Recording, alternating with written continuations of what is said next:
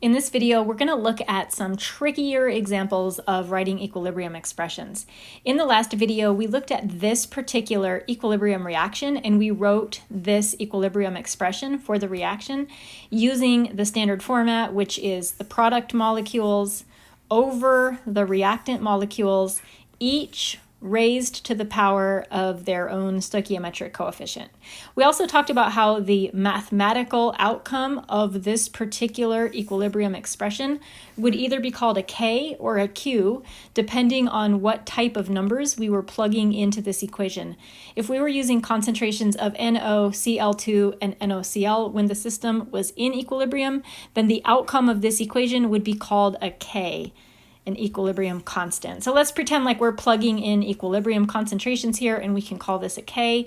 This particular equilibrium expression, because it is calculated using molarities of all of these different substances, we could call it, if we wanted, a Kc. That's a subscript capital C.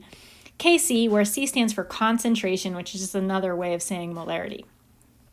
So we could call this a Kc because it is used to calculate the equilibrium constant using the molarities of all of these substances. Let's take a look at this next equation down here, and let's also write a Kc for this particular equation. So we know the general format, whether we're writing a K or a Q. The general format is going to be product molecules over reactant molecules raised to their stoichiometric coefficients. So here are the product molecules. We have H3O plus aqueous and NaSO4 aqueous.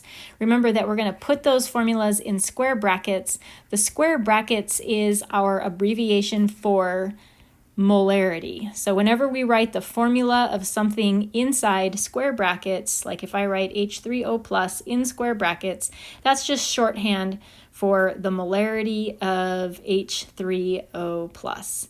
The stoichiometric coefficients for both of these molecules are 1, so we don't have anything interesting to put in the superscript. So it's products over reactants. Here are the reactant molecules. Let's fill them in to the bottom of this fraction, NaHSO4 aqueous. So we want the molarity of the NaHSO4. And then our second term here is H2O, but we've got a little bit of a problem. This is H2O liquid, which means that it is pure. A liquid, which is a pure substance, can't have a molarity.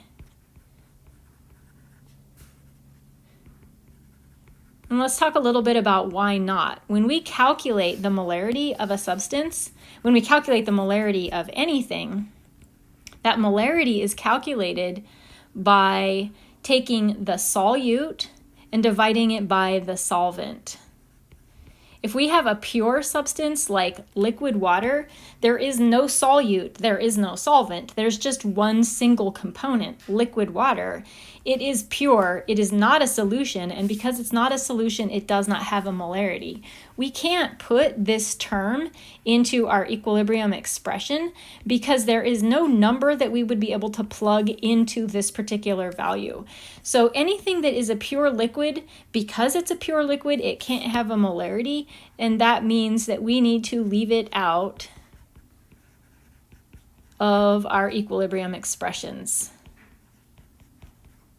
So in terms of the denominator for this particular equilibrium expression, this is it.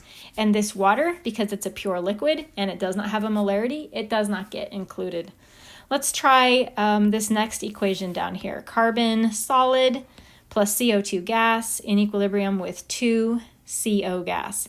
Let's say that this is also going to be in equilibrium, so we're going to use K. Let's do a concentration equilibrium, Kc. Our product, which is CO, in square brackets, raised to its stoichiometric coefficient of 2, divided by our reactants. Here we have carbon solid, like maybe this is diamond or maybe this is graphite. Same type of problem. If we have a pure solid, it also cannot have a molarity. It's not a solution. Because it can't have a molarity, then we cannot include it in the equilibrium expression. So for our reactants, the only thing we can include is the CO2 Its stoichiometric coefficient is 1, so there isn't any term to put in the superscript. Now there's a couple of things to keep in mind when you're writing equilibrium expressions. They definitely, number one, they definitely depend on the way that you choose to write the balanced chemical equation.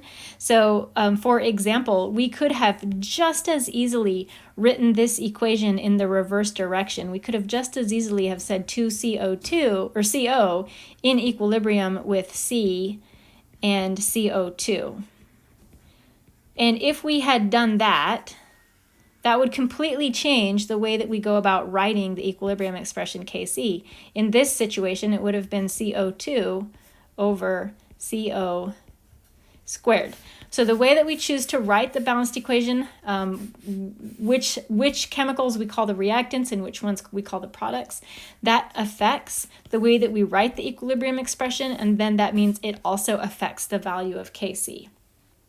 In addition to that, if we make changes to the stoichiometry of this equation, we're going to be making changes to the value of Kc as well. So for example, if we doubled the stoichiometry of this equation, we would be changing the coefficients here in this equation, and that would have an effect on the mathematical value of Kc as well. Because Kc is so kind of sensitive, like it really depends on the way that we choose to write this equation, we typically always express a Kc value alongside a balanced chemical equation. So we can communicate not only what the numerical value is, but exactly how we went about obtaining that value, what we put on the top of the fraction, what we put on the bottom of the fraction, and what the coefficients were.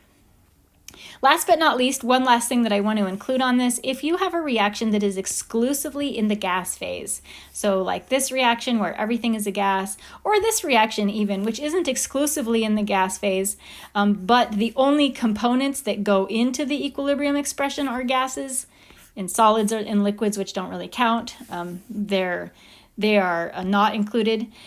If you have a reaction that is completely gas phase, you could write, in addition to a Kc, you could write what we call a Kp, which is an equilibrium expression that is calculated using pressures instead of molarities. It's calculated in the same way, but literally just replacing the pressure for the molarity. So taking the pressure of the NO gas raised to its stoichiometric coefficient times the pressure of the Cl2 gas, also raised to its stoichiometric coefficient, over the pressure of the NOCl gas, raised to its coefficient as well. So this would just be using pressure values, and we call it a Kp, versus molarities, which we would call a Kc.